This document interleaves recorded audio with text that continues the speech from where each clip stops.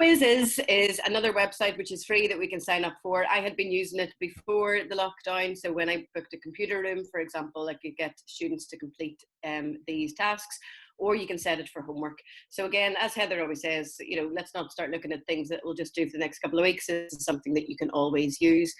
So Quizizz looks like this. So this is the website, Quizizz, and you just need to sign up for a free. It is similar, I suppose, to Kahoot in that you make a quiz and students answer it and it gives you some reports on it.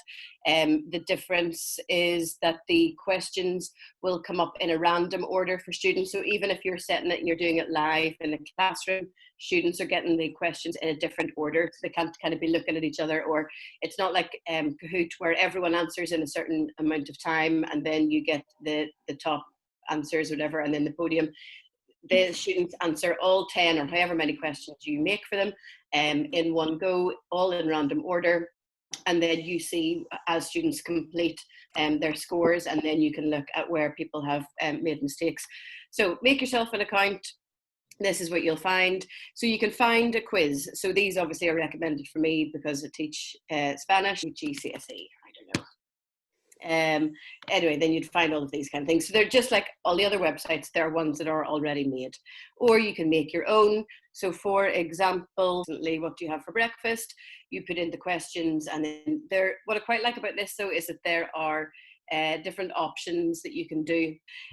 So I've assigned it on Google Classroom as one of the activities that students have to do at the end of one of their lessons. And then they've got until the end of Friday to do this, and then I'll be able to see their scores. So I've got different types of questions. So I put in, this, who would your padrastro be? This one's multiple choice. This one was free text. They had to write in the answer. So this one I've tried to think, right, well, what are the mistakes that they're going to make? And I've tried to preempt that, even though one person has put in stepsister 2 words and I didn't think about that. So she was marked wrong, even though I suppose technically she's right. Question number 10, I did a poll instead of just a multiple choice, and they automatically get the mark for that question. So if you want to create a quiz, you simply click there, give it a name, for example, choose what it is, and then you get started. So these are the options that you've got. So multiple choice and check box, fill in the blank. So multiple choice, fill in the blank ones that I would maybe use the most often in a Spanish quiz. So for example, multiple choice, put in your answers, choose the one which is correct. You can choose 2 answers or 4 answers, save it, and then go on to the next one. So it really is very, very simple. And that's the correct answer. Then you can see here on the right, and this is what students will see, and then they, obviously, this is how it will be presented to students. And so that is how you create a quiz, but you can find quizzes that have already been made, and just like in Kahoot, you can edit them, then change the title, the picture, the answers to suit your own content. When you have done a quiz, then you can see the reports. Family members, this one's running, so this is set for them for Friday. 2 people have done it so far. That'll be better for Friday, I hope. There's one that they did 2 months ago.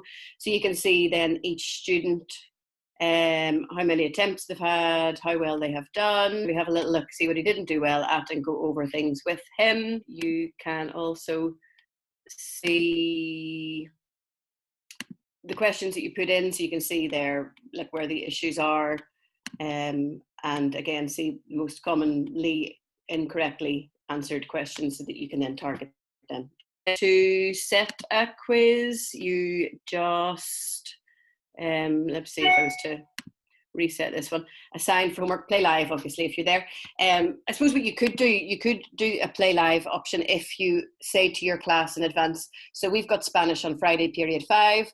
So at 2:30, come back and check the message board, and I'll put you a code so that you can play live. So in theory, you could play live if you warn your class in advance. Or probably what we're going to do most often at the minute is assign it. So you would assign it for homework. It gives you all of this. There is a way of putting it just onto Google Classroom. So set it for whenever you want it done by. So there, you can share the link there onto Google Classroom, or you can just copy that and put that into the instructions for your class. They just have to go to that, put in the code, and that's it. So you don't have to set up a class. They do have to put their name. You can set up a class. This must have done it automatically on Google Classroom the other day. I'd never set up a classroom. Yeah, this must have done it when I assigned it to them.